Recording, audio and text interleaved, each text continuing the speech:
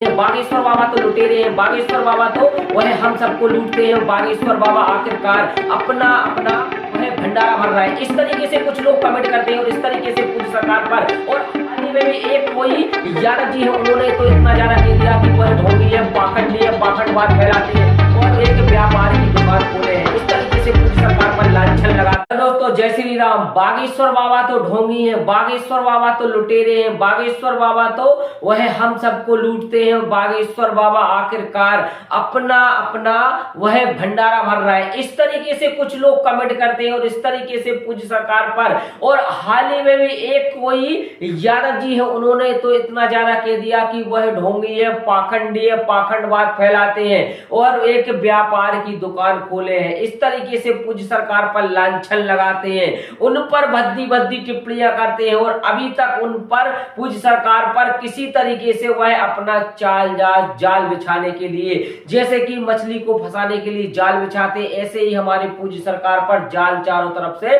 बिछाते। परंतु कहते हैं जिन पर कृपा राम की होई तापे कृपा करे सब कोई भी वह जग रूठे पर राम ना रूठे, ऐसा पूज्य सरकार का वह मानना है। तो बागेश्वर धाम सरकार गुरुदेव जी महाराज जी पर जो भद्दे भद्दे टिप्पणियां करते रहते, जो अनर्गल वह पूज्य सरकार पर बोलते रहते, उनके मुंह पर यह कड़ता माचा है। क्योंकि बागेश्वर धाम सरकार पूज्य सरकार आप वह एक जन्म का यह सहयोग नहीं है, यह पिछले लगभग 5-6 जन्म का सहयोग बनकर मात्र 27 से 28 साल की आयु में पूज्य सरकार ने देश और विदेश तक में पूरा अपना पंचम वह पूज्य सरकार ने लहरा दिया। जो 27 से 28 साल की उम्र में खेलने और कूदने की रहती है, वह उस उम्र में पूज्य सरकार पार्लियामेंट में वहां पर पूज्य सरकार उद्बोधन दिया है, श्री सिद्ध हनुमान चालीसा का पाठ करवाया, विदेश के भक्तों से, विदेश के अंग्रेजों से वह पूज्य सरकार ने पानी भरवा दिया।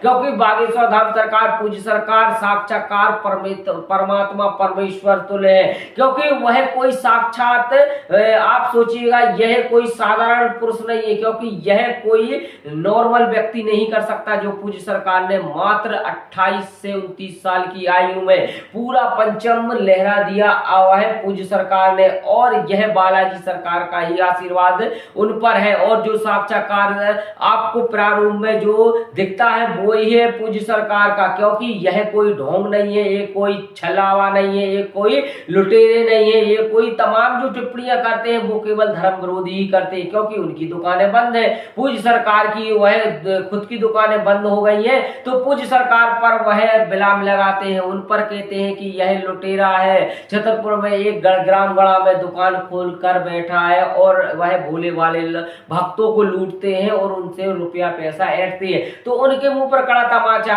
अभी हाल ही में भी पूज्य सरकार ने 305 बेटियों के कन्या विवाह किए।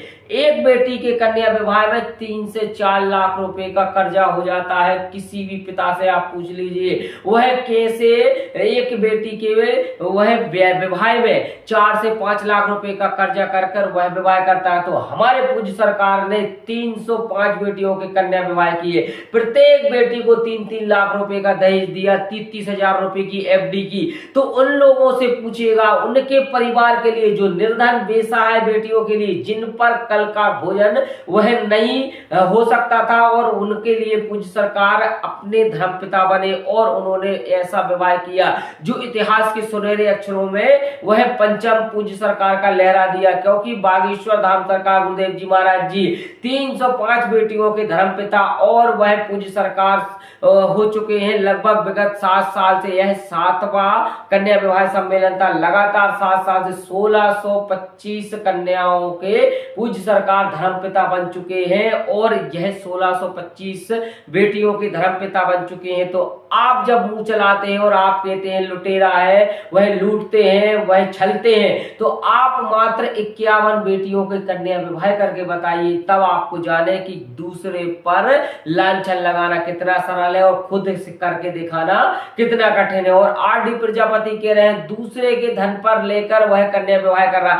अरे भाई तू करके दिखा दे, दूसरे के धन पर तू दूसरे से धन लेके करके बता दे। जबरदस्ती का पूज्य सरकार पर इस तरीके से क्लेम लगाना करना, उनके छवि को धूमिल करना, मतलब वह अपने आप पर ही मतलब इतना कहिएगा, यह केवल पूज्य सरकार से चिढ़ते हैं। ये पूज्य सरकार पर इसलिए लगाते हैं कि इनकी दुकानें जो है आडंबर की, इनकी खुद की दुकानें बंद हो गई, इसलिए पूज्य सरकार पर यह आडंबरी का वह आरोप लगाते हैं। और यह आरोप कहते हैं कि हाथी चले बाजार, कुत्ते भौंके हजार, परंतु पूज्य सरकार अपनी चाल पर चलते रहते हैं। और यह जो इर्द गिर्द जो कुत्ते हैं ये भौंकते रहेंगे, इनका काम केवल भौंकना है। जब यह थक जाएंगे तो आराम से बैठ जाएंगे और इसके बाद पूज्य सरकार की शरणागति में चले जाएंगे। क्योंकि आपको पता होगा प्रीतम लोधी जी का भी वाक्य, कभी कभी वह पूज्य सरकार पर अलग अलग टिप्पणियां करते रहता था, तो जब से वह पूज्य सरकार को गहराई से जाना है तो वो केवल उसने बंद कर दिया और उन्हीं का ही परम शिष्य हो गया। तो ऐसा ही यह आरडी प्रजापति है और तमाम जो इल्ली गिल्ली है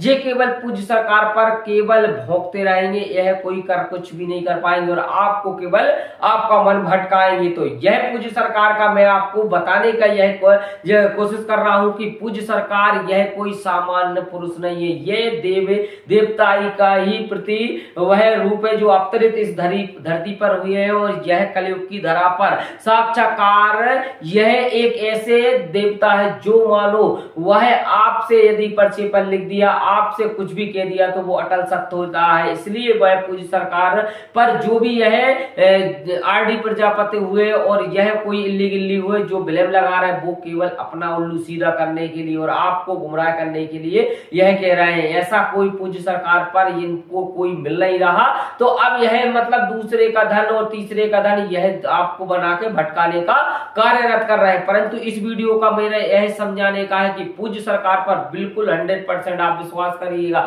ना कोई वो रुपया आपसे मांगते हैं, ना कोई आपसे पैसा मांगते, वो केवल दान पेटी के चंदे से ही वह कन्या विवाह में लगा देते हैं। अब भाई जब कोई इतने बड़े बड़े समर्थन जो बिल्डर्स लोग आएंगे तो वह चंदा भी देंगे और आपका ही यह बहन बेटी का विवाह पूज्य सरकार करवाएंगे। तो वह आपको वीडियो कैसा लगा है कृपया कर इस वीडियो को जरूर लाइक करें और शेयर जरूर करते जाएं, क्योंकि ऐसे बागड़ बिल्लों के तक इस वीडियो को जरूर पहुंचाना चाहिए आपको। क्योंकि ऐसे जो बागड़ बिल्ले हैं जो हमारे पूज्य सरकार पर अलग अलग टिप्पणियां करते रहते हैं, अलग अलग उन पर कमेंटबाजी करते रहते हैं और अलग अलग वह पूज्य सरकार के नाम को कहते रहते हैं, ऐसे जो भी है जो धर्म विरोधी है उनकी ठठरी और गठरी बांधने के लिए पूज्य सरकार का ही सपोर्ट करना सबसे बड़ा यह हम और आपका सिद्धांत है। क्योंकि हम और आपको धर्म के लिए धर्म से ही आगे बढ़ना है, ना कोई ऐसी इल्ली गिल्ली जो अपना वह उल्लू सीधा करने के लिए, अपनी राजनीति सीधा करने के लिए, अपना वोट बैंकिंग करने के लिए यह हमारे पूज्य सरकार पर अलग अलग टिप्पणियां करते रहते हैं, अलग अलग उन पर